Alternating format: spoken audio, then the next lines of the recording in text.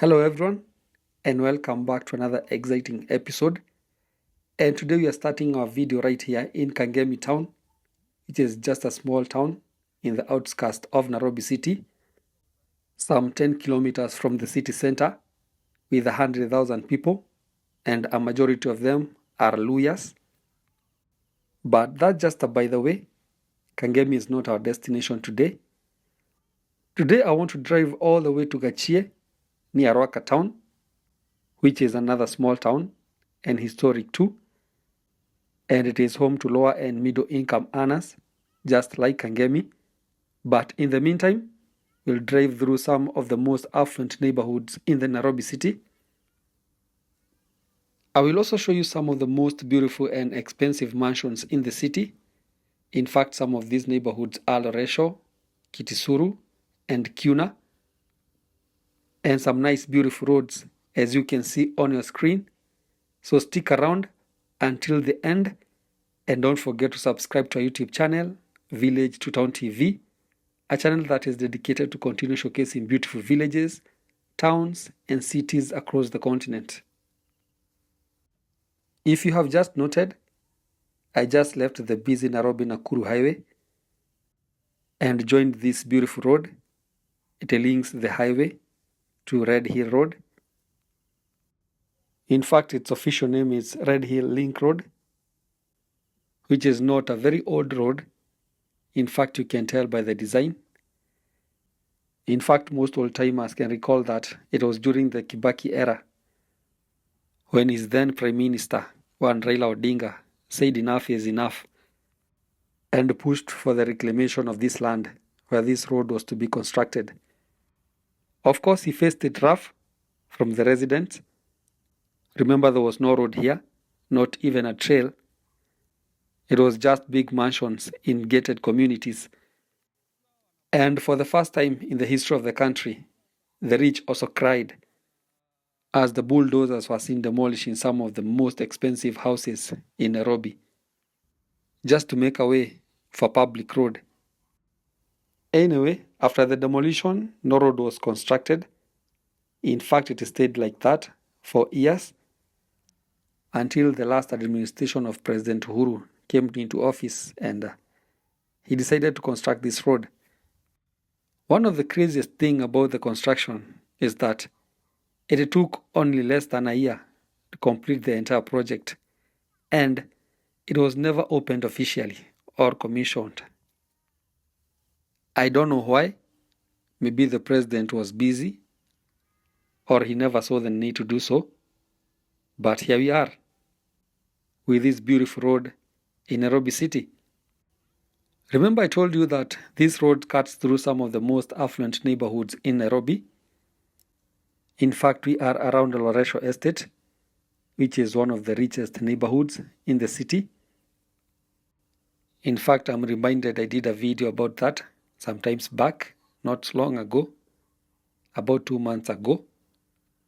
And so you can go and check it on this channel if you want some more detailed information about the estate. But to give you a few information about the estate, Loresho is derived from a Maasai word, or Loresho. And history goes that the land belonged to one third Baron Delamere, that is in the 1920s. In fact, I'm told that he had established an expansive coffee estate of around 400 acres, which was later auctioned after his death to pay some of his debts. Anyway, the road branching on my left will take you to Kitisuru Estate, which is another affluent neighborhood here in Nairobi. And that tells you that we are in Kitisuru, just like that. It is also good to know that both Kitisuru and Loresho are in Kitisuru ward, which is in Westlands constituency.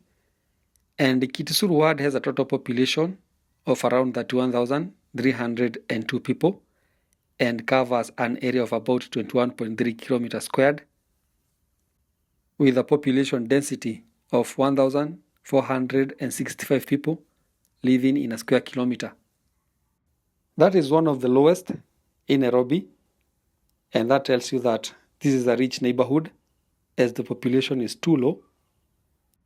In fact, the average population density for Nairobi city is 6,247 people per square kilometer.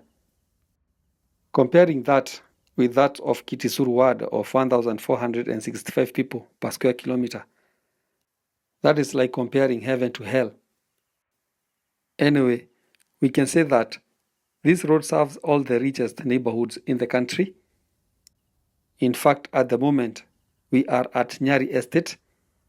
I know things are changing so fast, but it is what it is. These neighborhoods are neighboring each other. In fact, Runda estate, New Muthaiga, and Old Muthaiga are not far from here. But don't forget that Gachie, which is a low-income and middle-income neighborhood, is also around the corner. In fact, it is our main destination today, and our beautiful road has come to an end. I'll be turning northward toward Gachie. I'm joining the famous Red Hill Road, and if I had decided to go southward, there's a famous shopping mall which is a few yards from here, and one of the oldest in the country that goes by the name Village Market. And also the mall is next to the United Nations Environmental Program headquarters here in Nairobi, UNEP, which I'm told it is the only UN headquarter in Africa. And so keep in mind that this is not your regular village. That's why I don't want to give land prices. I don't want to scare anyone. Today I'm on my best behaviors. And remember, we are still in Westlands constituency, Nairobi County. But I want you to note how things will be changing real quick, as Gachie is right here. It is in Kiambu County. In fact, that bump marks the boundary between Nairobi and Kiambu County. I'll be giving you some numbers about Gachie, but it is crazy how things can change real quick. You can see the small town is super congested, the population is super high, and some things like traffic jams, which you could not experience in the rich neighborhoods, are common here. One thing that you should note is that Gachie is in Kiamba constituency, which is one of the 12 constituencies in Kiambu County. The constituency is super small in size, but has one of the highest populations in the country. In fact, I'm told that the constituency has a total population of 236,400 people,